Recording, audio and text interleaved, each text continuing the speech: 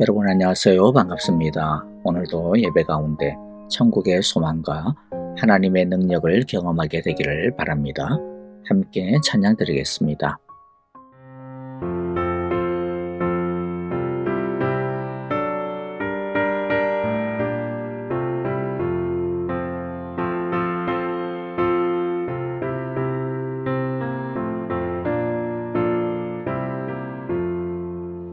이 몸의 소망 무언가 우리 주 예수뿐일세.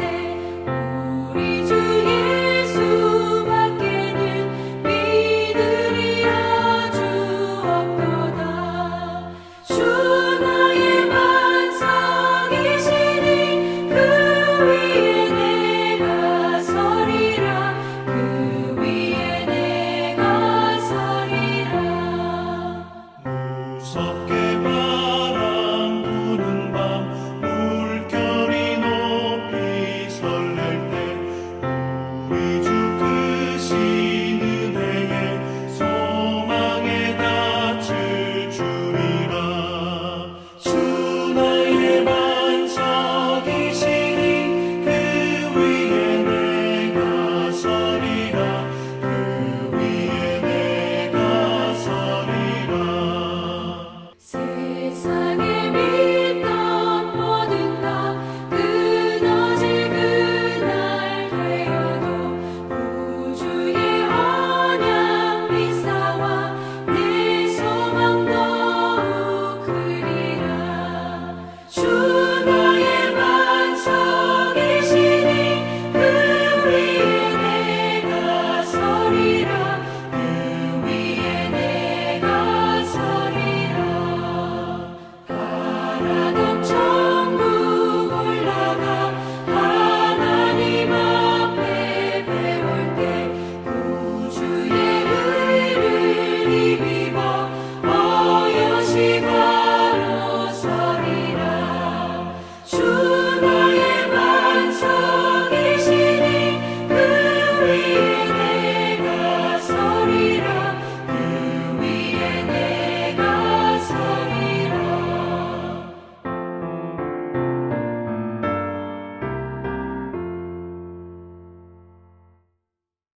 이제 우리 함께 하나님의 말씀을 같이 읽겠습니다. 오늘 말씀은 에베소서 1장 18절부터 21절의 말씀입니다. 같이 한 절씩 읽어보겠습니다. 여러분의 마음의 눈을 밝혀주셔서 하나님의 부르심에 속한 소망이 무엇이며 성도들에게 베푸시는 하나님의 영광스러운 상속이 얼마나 풍성한지를 여러분이 알게 되기를 바랍니다. 또한 믿는 사람들인 우리에게 강한 힘으로 활동하시는 하나님의 능력이 얼마나 엄청나게 큰지를 여러분이 알기를 바랍니다. 하나님께서는 이 능력을 그리스도 안에서 발휘하셔서 그분을 죽은 사람들 가운데서 살리시고 하늘에서 자기의 오른쪽에 앉히셔서 모든 정권과 권세와 능력과 주권 위에 그리고 이 세상뿐만 아니라 오는 세상에서 일컬을 모든 이름 위에 뛰어나게 하셨습니다. 아멘. 자, 오늘은 사도 바울의 교회를 향한 중보기도 세 번째 시간입니다. 오늘은 우리가 읽었던 이 말씀을 통해서 두 번째, 세 번째 중보기도 내용을 살펴보겠습니다. 먼저 18절 다시 한번 보겠습니다. 여러분의 마음의 눈을 밝혀 주셔서. 바울은 성령님께서 우리의 마음의 눈을 밝혀 주시기를 기도합니다. 왜냐하면 우리가 반드시 알아야 하는 진리가 있기 때문입니다. 세계적인 경영학자 피터 드러커는 측정할 수 없으면 관리할 수 없다, 이런 말을 했습니다. 영적인 원리도 마찬가지입니다. 우리가 가진 영적인 자산이 무엇인지를 모르고 측정을 하지를 못하면 성도는 결코 그 자산을 우리가 가지고 있는 이 천국의 귀한 것들을 관리할 수가, 운용을 할 수가 없습니다. 그래서 바울은 간절하게 우리의 마음의 눈을 밝혀서 우리가 가지고 있는 하나님의 놀라운 비밀을, 엄청난 영적 자산을 바로 알게 해달라고 간구하고 있는 것입니다. 이 영적 자산을 온전히 알 때 우리는 단순한 위로를 넘어 이 세상 속에서 살아갈 수 있는, 아니 승리할 수 있는 영성을 깨우치는 강력한 힘을 얻게 될 것입니다. 마음의 눈을 밝혀달라고 하는 것은 단순히 우리가 이 진리를 머리로 이해해서는 안 된다는 뜻이기도 합니다. 정말로 믿어야 한다는 것이죠. 그리고 그것을 진짜 우리의 것임을 완전히 받아들여야 한다는 것입니다. 어제 우리는 우리가 알아야 하는 영적 진리 첫 번째 내용에 대해 살펴보았습니다. 하나님의 부르심에 속한 소망을 우리는 알아야 합니다. 오늘 이제 나머지 두 가지를 계속 알아보겠습니다. 두 번째 우리가 알아야 하는 것은 성도들에게 베푸시는 하나님의 영광스러운 상속이 얼마나 풍성한지를 알아야 합니다. 그러면 우리가 받을 영광스러운 상속은 무엇일까요? 여기서 기업 혹은 상속이라고 하는 것은 두 가지의 의미를 가진다라고 보통 이해가 됩니다. 첫째는요, 우리가 하나님께 받을 하나님 나라의 유산입니다. 가장 중요한 것은 우리가 받은 영생의 선물이 되겠죠. 아니, 그보다도 더 중요한 것은 바로 하나님 자신일 것입니다. 그리고 앞으로 우리가 들어가게 될 부활과 천국입니다. 그런데 미래적인 것만 있는 것이 아니고 이 땅에서 누리는 하나님 나라의 권세도 우리가 받을 영광스러운 유산입니다. 그리스도와 함께 만물을 다스리는 통치권, 그리고 하나님을 영원토록 친밀하게 관계를 맺고 교제하는 관계적인 부유함입니다. 그런데 우리가 받을 영광스러운 상속 유산은 이 하나님의 나라만 있는 것이 아닙니다. 더 놀라운 것이 있습니다. 그것은 두 번째로 하나님이 우리를 자신의 기업으로 보물로 여기신다라고 하는 사실입니다. 즉 우리 자신이 하나님의 기업이요 보물입니다. 존 스토트 목사님은 이 부분을 강조하며 하나님께서 부족함이 없으심에도 불구하고 우리를 자신의 특별한 소유로 삼으셨다는 것이 복음의 정수라고 말합니다. 그런데 우리가 받을 상속이라고 했습니다. 현재 실존하는 우리 자신이 어떻게 미래에 받을 상속, 기업, 유산이 될 수 있는 걸까요? 그것은 나중에 우리가 받게 될 구원의 완성, 우리의 완성된 모습을 의미합니다. 지금은 구원받았지만 여전히 불완전합니다. 그래서 우리들은 늘 마음 한켠에 불안함이 있습니다. 즉, 이런 내가 과연 천국에 들어갈 수 있을까라고 하는 불안함이 있습니다. 그러나 하나님은 우리가 하나님의 기업임을 알기를 원하십니다. 그것은 우리가 나중에 하나님 앞에 서게 될 때는 우리의 불완전함을 다 벗어버리고 완전한 신령한 부활체로 썩지 않을 존재로 변화하게 될 것이라는 것입니다. 지금의 우리의 이 약하고 추한 이 모습에도 불구하고 하나님이 우리를 당신의 특별한 소유로 삼아주신 것도 놀라운 축복이요 은혜인데요. 그러나 그것으로 끝나지 아니하고 나중에 하나님께서 우리를 거룩하고 신령하고 온전한 모습으로 완전케 하신다. 이것은 더더욱 우리에게 큰 위로가 되고 용기가 되며 당당함의 원천이 되는 것입니다. 그러므로 불완전한 육신을 가지고 악한 이 세상을 살아가는 우리들이 이 풍성함을 아는 것이 얼마나 중요하고 시급한 일인지 모릅니다. 왜냐하면 우리가 이 풍성함을 모르면 영적 거지 근성에 빠지기 쉽기 때문입니다. 세상은 끊임없이 우리에게 야, 너 부족해, 너 더 가져야 돼, 더 있어야 돼, 너는 이 정도의 연봉과 집이 이 정도는 있어야지 라고 속삭입니다. 이 속삭임에 노출된 채 살아가면 하나님을 믿으면서도 늘 결핍에 시달릴 수밖에 없습니다. 바울이 이 기도를 시급하다라고 여기고 간절하게 하나님께 간구하는 이유는 우리가 자신의 부요함을 모를 때 세상 앞에서 비굴해지고 신앙을 그저 이 땅의 복을 추구하는 수단으로 전락시키기 때문입니다. 여러분, 우리 자신이 하나님의 영광스러운 기업이라고 하는 것을 확실하게 알게 되기를 바랍니다. 그러므로 우리의 이 존귀함과 고귀함을 이 세상에 썩어질 것으로 바꾸거나 또 그것과 비교하며 살지 않기를 바랍니다. 또한 우리는 이미 하나님의 나라라고 하는 최고의 유산을 받고 살고 있음을 기억합시다. 우리의 최고의 자산은 다른 것이 아니라 바로 하나님 자신입니다. 그러므로 우리는 이미 모든 것을 다 가진 것이나 다를 바가 없습니다. 또 한 가지는 우리의 가장 좋은 것은 아직 오지 않았습니다. 이 세상에서 무엇을 가지고 무엇을 누리며 사는 것 중요하기는 하겠죠. 그러나 이 세상의 모든 것은 다 아침의 안개와 같습니다. 풀의 아름다움과 같습니다. 나중에 우리는 이 세상의 것을 가지고 하나님 앞에서 계산하고 심판받게 되어질 것입니다.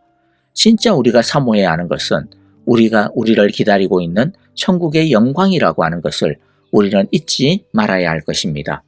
이 세상은 우리의 본향이 아닙니다. 우리는 반드시 다시 돌아가야 합니다. 우리는 돌아갈 그날과 그 나라를 준비하며 이 세상에서 살아가야 합니다. 이 세상이 전부인 것처럼 살지 맙시다. 속으면 안 됩니다. 영원하고도 풍성한 천국을 준비하며 또 소망하며 호대하며 살아가는 우리 모두가 다 되어지시기를 간절히 바라고 기도합니다. 자, 세 번째 우리가 알아야 하는 것은 강한 힘으로 역사하시는 하나님의 능력입니다. 19절부터 22절인데요. 먼저 19절을 보면 또한 믿는 사람들인 우리에게 강한 힘으로 활동하시는 하나님의 능력이 얼마나 엄청나게 큰지를 여러분이 알기를 바랍니다. 먼저 이 하나님의 능력이 무엇일까요? 이 능력은 성부 하나님의 주권적인 능력으로 보입니다. 물론 성령을 통해 나타나지만 문맥상 20절에서 그리스도를 살리신 이가 성부이시기에 이 능력은 구원 계획을 성취하시는 성부 하나님의 전능함에 초점이 맞추어져 있습니다. 그리고 여기서 또 주목해야 하는 것은 이 능력이 우리 밖에 있는 것이 아니라 믿는 자 안에서 지금도 활동하고 있다는 점입니다. 19절을 보면 하나님의 능력이 밖에서부터 우리에게 영향을 미칩니다. 당연하죠. 예수님을 살리신 그 능력이 우리에게 영향을 미치니까요. 그런데 우리에게 영향을 미치는데 그냥 우리 밖에서만 겉도는 것이 아닙니다. 그 능력은 이제 우리 안으로 들어옵니다. 들어와서 우리의 지정의, 우리의 전 인격과 전 존재와 전 내면에 영향을 미치고 그리고 우리 안에서 계속 생명의 영으로 역사하십니다. 그래서 에베소서 3장 20절은 이렇게 말씀합니다. 우리 가운데서 역사하시는 능력대로 우리가 구하거나 생각하는 모든 것에 더 넘치도록 능히 하실 이에게 뭐라고요? 우리 가운데서 역사하시는 능력이라고 이야기합니다. 다시 정리합니다. 여러분, 지금 제가 말씀드리고 있는 이게 얼마나 엄청난 진리인지 모릅니다. 우리는 지금 엄청난 진리를 마주하고 있는 것입니다. 제가 여러분들에게 억지로 감동하라고 등을 떠미는 것 같은데요. 그런데 이 진리는 진짜 짜릿한 겁니다. 왜입니까? 하나님의 이 능력은 우리에게 도달하여 우리 삶의 엔진 안으로, 우리 삶 속으로, 우리 내면 속으로, 우리 존재 속으로 들어오셨습니다. 그래서 우리의 피스톤을 움직이고 있는 영적인 에너지인 것입니다. 역동적인 에너지인 것입니다. 우리 안에 이 하나님의 생명의 영이 있습니다. 온 세상을 창조하시던 하나님의 창조의 생명의 에너지가 지금 우리 안에 심기어졌습니다. 자라고 있습니다. 열매 맺고 있습니다. 하나님의 능력은 저 멀리 하늘에 보관되어져 있는 전시용 유물이 아닙니다. 그 하나님의 능력은 이미 우리의 죄와 죽음과 절망을 뚫고 들어와서 우리의 의지와 감정과 영혼 안에서 부활의 생명을 만들어내고 있는 에너지요, 생명력입니다. 다시 강조합니다. 바로 우리 안에서, 바로 지금 여기에서, 바로 지금 이 순간, 바로 하나님의 능력이 나타나고 있습니다. 바울의 기도는 사실 19절로 끝났다라고 봐도 됩니다. 하지만 바울은 멈추지를 못합니다. 더 알기를 원합니다. 왜냐하면 이 하나님의 능력을 설명하지 않고서는 견딜 수가 없기 때문입니다.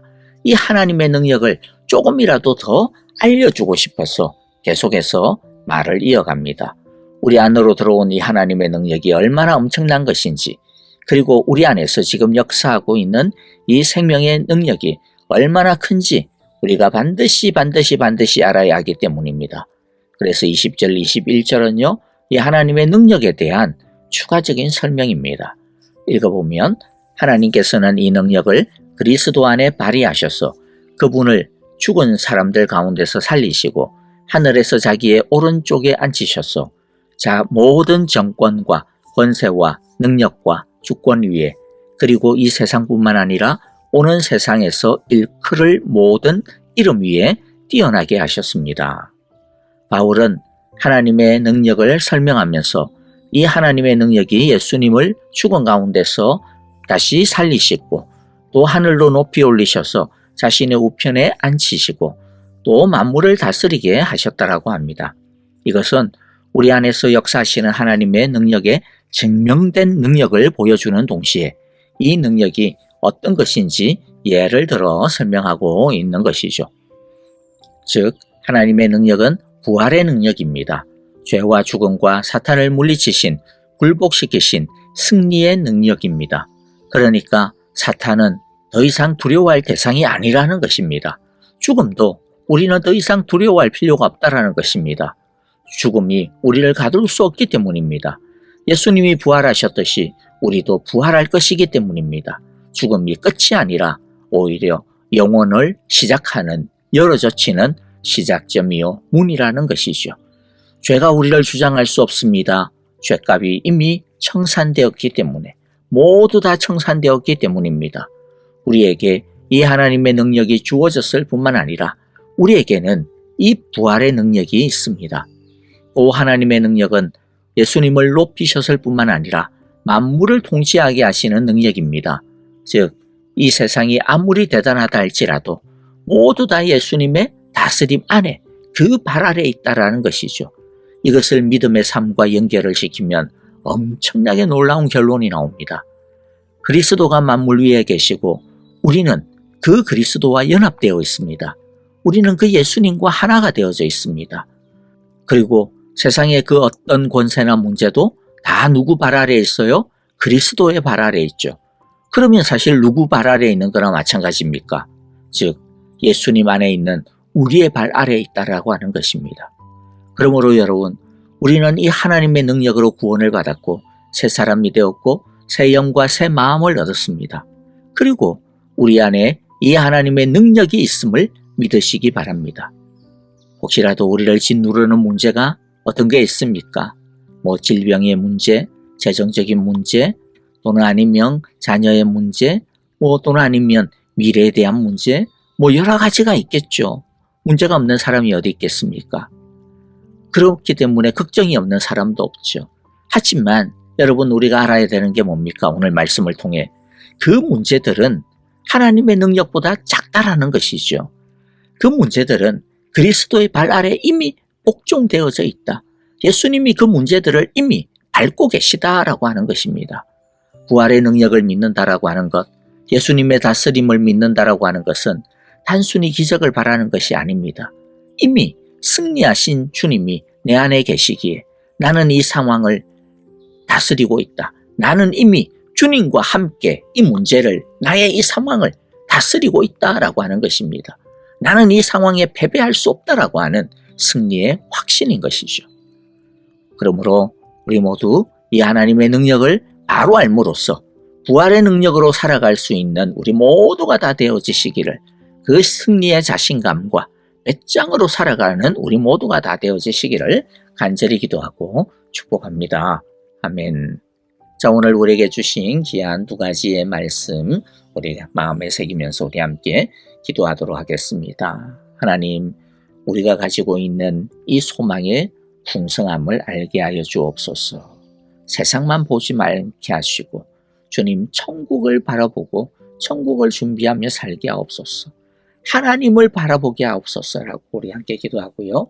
우리 안에 이미 계시는 이 부활의 능력, 또 만물을 다스리시는, 통치하시는 이 하나님의 능력, 그것이 바로 우리 안에 있고 내가 그 하나님의 능력 안에 있음을 우리 모두 다 믿음으로 고백하고 그 능력 안에 살아가게 하소서라고 우리 함께 기도합시다. 그리고 또 우리 목장 식구들, 또 목자 목녀를 위하여서 기도해 주시고요. 교회를 위하여서도 동일한 마음으로 기도합시다. 아프신 분들을 위하여 기도합니다. 여러분들, 주의 이 부활의 능력이 주님 그 모든 질병들을 다스려 주옵소서, 고쳐 주옵소서라고 우리 함께 간절하게 기도해 주시기를 바랍니다. 선교사님들을 위하여서 기도해 주시고요. 또 우리 선교사님들의 안전과 가정을 위하여, 또 사역의 모든 필요들과 또 사역의 열매를 위하여 기도해 주시기를 바랍니다. 그리고 이란의 전쟁, 우크라이나의 전쟁 속히 그치게 하시고 주님 이 땅 가운데 주님의 생명이, 주님의 평화가 있게 하여 주옵소서. 이 전쟁 가운데 고통하는 주님의 교회를 지켜주소서. 우리 그렇게 기도하기를 원합니다. 다 함께 찬양하며 기도하겠습니다. 여러분 안녕히 계십시오. 감사합니다.